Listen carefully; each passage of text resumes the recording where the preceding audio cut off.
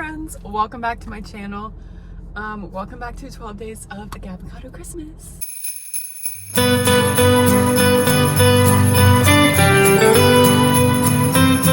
I got makeup on my sweatshirt and I tried to get it off and it just made it worse. So yay. Anyway, today I'm just going to be doing a day in my life. I've got quite a busy day. It's my day off from the yoga studio, but I have a full day of Gabbacado Gabby stuff. So this morning I had a client call with one of my international clients at 6:30 a.m. my time. I love having international clients. It's so cool, but sometimes the time zones can be a little tricky and sometimes I have to have a call at 6:30 a.m. but I love it. I love what I do, love my clients, so wouldn't trade it for the world. So I had that this morning and then I went on a little walk, and now I'm heading to a yoga class at the yoga studio that I work at, and I just work at the front desk. I feel like when I say I work at a yoga studio, people think I'm teaching classes. I'm actually getting my certification to be a yoga teacher, but don't have it yet. It's a work in progress still. So yeah, I don't teach, I just work at the front desk. I'm running a little late. I'm not running like late, but I'm running late if I want to be early. You know what I'm saying? That post-yoga feeling,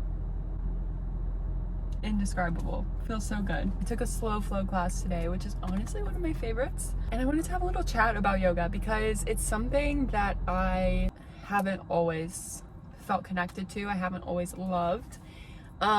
It's come with my healing journey, right? So before I had this need to constantly be going because if I slowed down, that's when my anxiety took over. And you know, I would have panic attacks if I tried to take a yoga class. I would have panic attacks sitting in a classroom at school. I would have panic attacks anytime I was forced to slow down.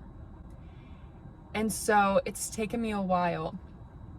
It's taken a lot of healing to find peace in the stillness, and not only peace, but just like enjoyment in the slowness and in the stillness. And so yoga is something that I used to be like, oh my gosh, I could never do yoga. It's too slow. It's just not my thing. And here I am working on getting my yoga certification to teach and just falling in love with yoga. Like, it's a mental shift and it's such a beautiful one when you can find peace and the stillness. And in the slowness, it's like this connection with your body that is so deep and intimate and just cannot be explained.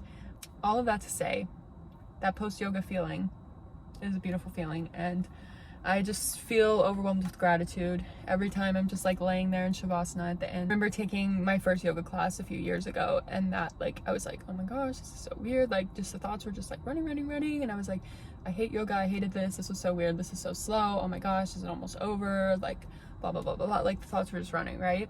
And now every time I lay there in like Shavasana at the end of the classes, I'm just like, I'm so grateful to be in a place where I can bring my mind back to this peaceful state and where I can feel the benefits of stillness and softness and slowness. And it's like this freaking beautiful thing.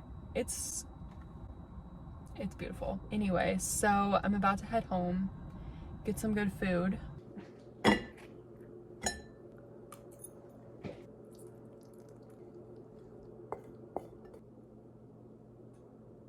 Hello friends, welcome back.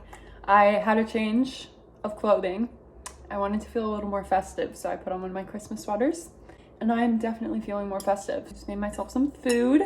I'm very excited about it. I made some avocado toast with tofu scramble and salsa. I mean, not salsa, hot sauce.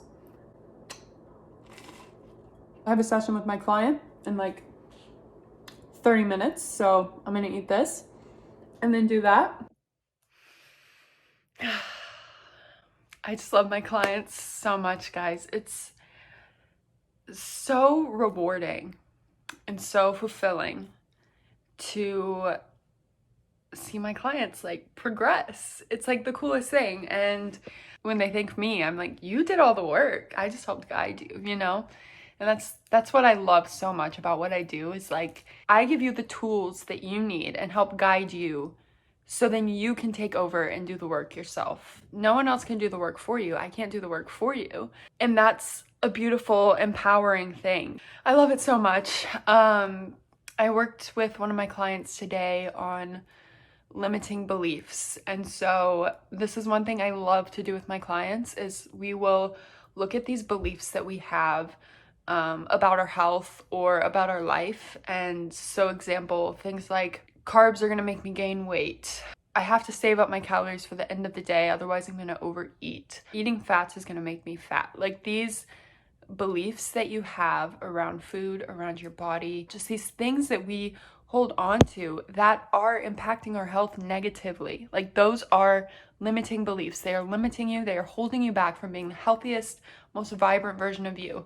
And so I love to work through those with my clients. It's one of my favorite things to do because you see a client, like I'm able to see the clients rewrite their own stories and like rewrite their definition of health. And it's just so, it's so freaking cool.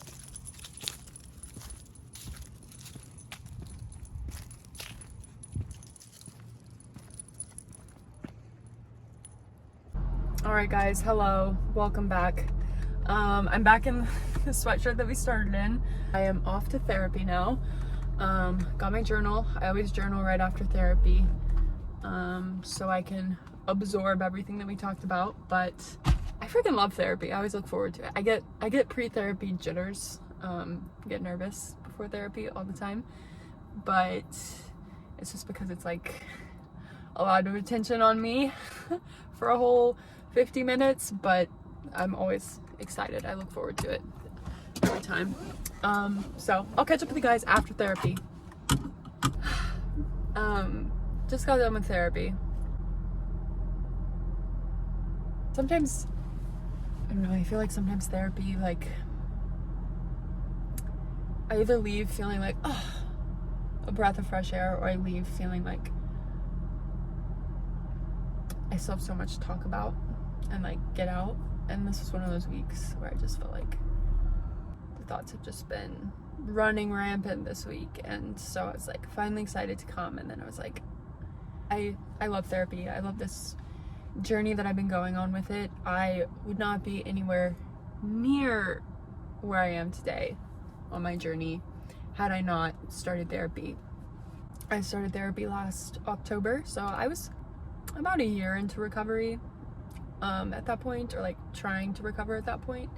And I went from like that to full recovery, and I give so much of that credit to therapy. Like I would not be anywhere close to where I am without therapy. So if you're scared to do therapy, I understand, it's scary. I had a bad experience with it, like previous to this therapist. Actually I was seeing a therapist for my anxiety, but it was at like one of the worst times of my eating disorder, and so that's why I was having so much anxiety. But I hadn't opened up about my eating disorder yet, and then I like finally opened up to my therapist, and she was like, no, that's a sin, right? And I was like, she did not specialize in eating disorders. So if you are seeking out a therapist for an eating disorder, please find an eating disorder specialized therapist. That is so, so important. Because it takes someone who's trained in it to know how to talk to you and treat you and how to help you grow. So I understand if you're scared. It took me over a year after that to finally be like, okay, I think I should go to therapy. So I love therapy. I love my therapist. I finally found one that like fits. But I am feeling a bit, I don't know, my mind is racing. I'm feeling a bit like I just need to cry. Part of that's hormones too, and lack of sleep this week. But yeah, I'm gonna go to Target now, because sometimes Target just is just what you need.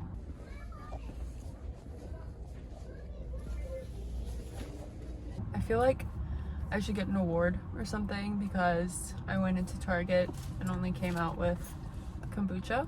In all honesty, I went in there, and the second I got in there, I was like, I do not want to be here right now. Like, I do not want to be seeing people right now. So I walked around, looked at the Christmas stuff, and then there were way too many people in there, so I got my kombucha and left.